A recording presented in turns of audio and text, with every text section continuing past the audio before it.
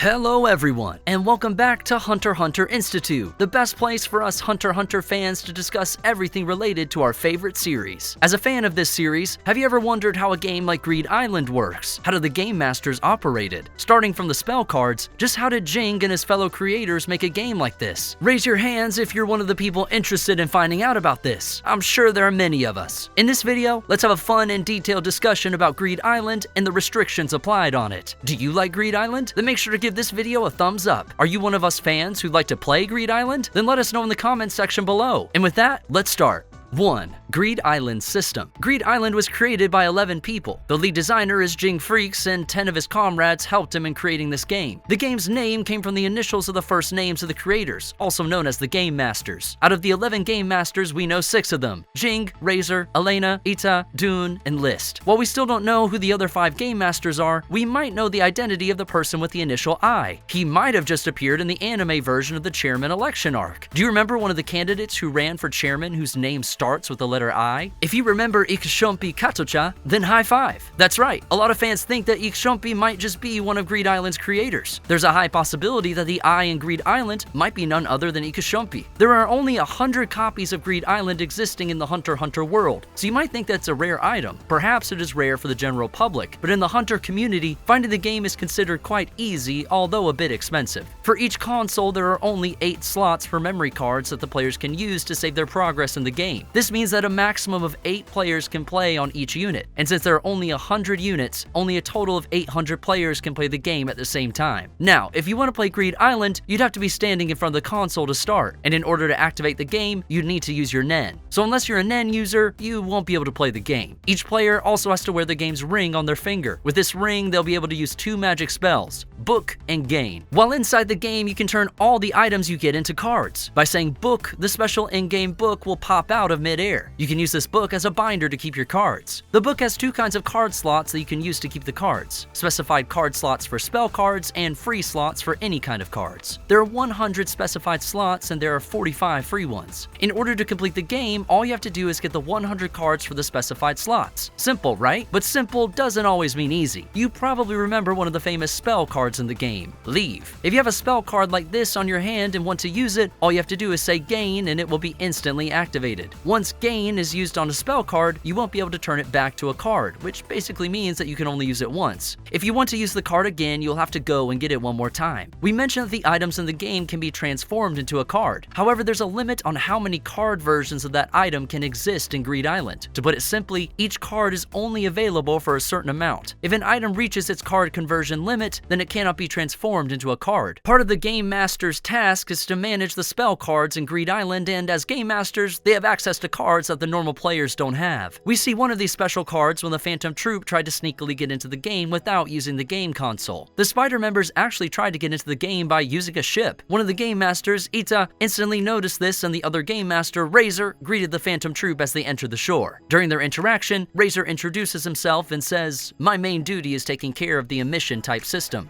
And here he uses a spell card called Eliminate. It seems like only the Game Masters can use this card. This has a special ability to teleport anyone who illegally enters Greed Island to a random place in the Asian continent. It looks like Shaunark and the others got a free ticket to another continent. With this card, Razor was able to remove the Phantom Troop members from the game in an instant. Quite a powerful card, don't you think? Looking at a spell like this, it's possible that it's activated by using a joint type ability. In other words, cooperation of Nen users. Since a joint type ability is cooperation, then it means that it would require more than one person to activate their Nen ability. So, the spells in Greed Island won't really work with just the ability of one Nen user. Since there are 11 Game Masters and all of them are powerful Nen users, it's very likely that they are using their Nen abilities together in some, if not all, areas of the game. But still, even if we say that the Game Masters are using their abilities together, don't you think that it's quite difficult, if not impossible, to execute to the effects of some spell cards? Let's take the Breath of Archangel, for example. Its effect is to cure any illness of the person and restore their health to perfect condition. If the Game Masters are operating the game system, which means that they're basically in control of an island that's more than 83,000 kilometers squared, thanks Shaunark for the estimation, then they would be needing a huge amount of Nen to do all these. So aside from just having joint type Nen abilities, how is it possible for the Game Masters to execute such effects with their Nen? Remember one of the ways to make Nen more powerful? By putting restrictions and making vows. So with that, let's try to discuss just what kind of restrictions the Game Masters have on their joint abilities in Greed Island.